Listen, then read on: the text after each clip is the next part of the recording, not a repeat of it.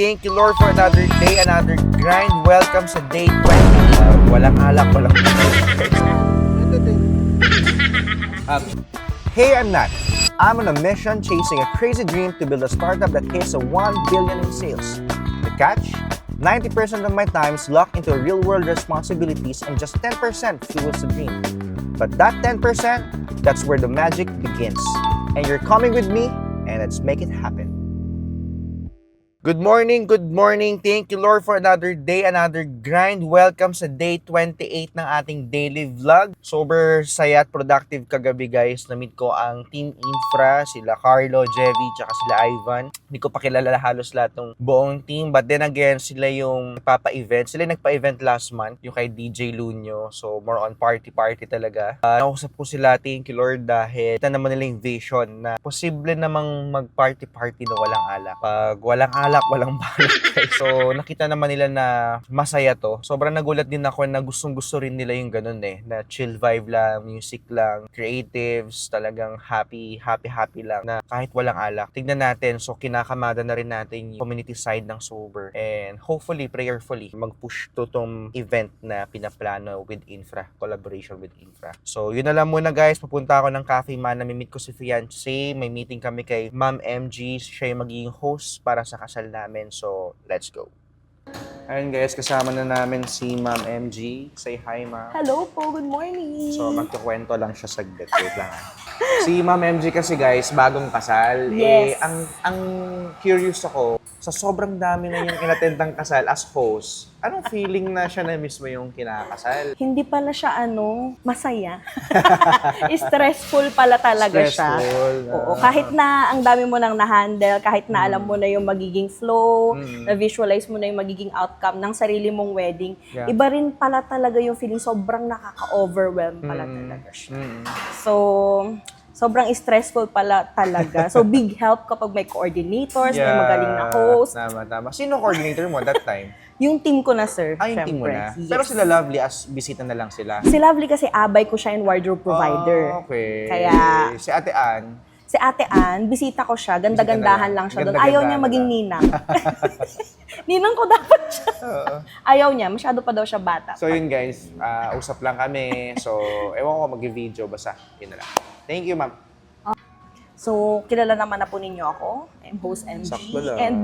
And schoolmate ko sa ate before pa, high school. Ayan. Alright. Okay, so event details, nakuha ko naman na po for your name, venue. So yun guys, kakatapos lang ng meeting with Ma'am MG, yung host natin. Sobrang thank you, ma'am. Ngayon on the way kami sa Simon Blas kasi kukunin din natin ninong-ninang sila Tito Marvin and Tita Jean. Hindi kasi namin sila matimingan at ayaw naman namin magsabi through chat kasi wala pa naman kami invitation. So as much as possible, personal. So sila na lang, sa side ko ang hindi ko nasasabihan pa. So on the way kami doon, sabi naman ng kapatid ko, nando doon sila. So let's go. More gasoline. Ako din kailangan ko nang magpapayat niya. Tita, mag-hi ka sa vlog ko. Bakit? Vlogger ako, tita. Ay, hindi pa nagpa-follow si tita sa akin, oh. Tama ka sa vlog, oh. Vlog. Grabe naman. Salama! Umaga, kain agad guys, oh. Okay, breakfast, lunch ko na to. Ay, lunch na. Wow. Okay, so meron kami challenge. Palag, boss. Aman. Sober challenge 90 days before the wedding. Apps. Kaya yan. So yun guys, what's up? Time check, 4:53 PM. Sunduin natin si fiancé.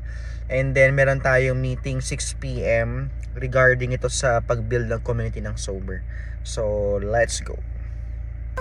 Pwede din. Hindi, kung anong kasama lang sa plano, yun lang. Kung hindi kami kasama, mag-welcome lang namin kayo. Thank you, sir. Thank you. Say hi to my vlog.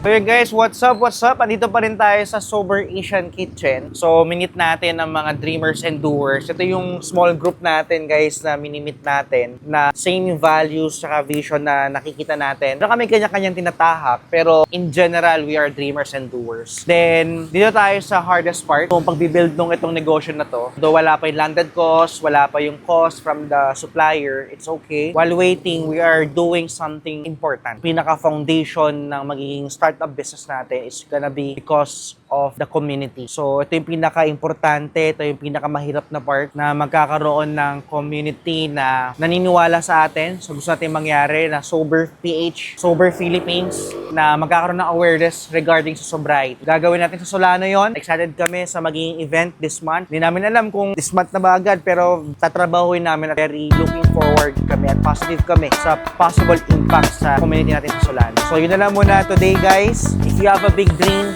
protect it, feed it, even just a little every day. Once again, my name is Nat, and I'm sober. Cheers!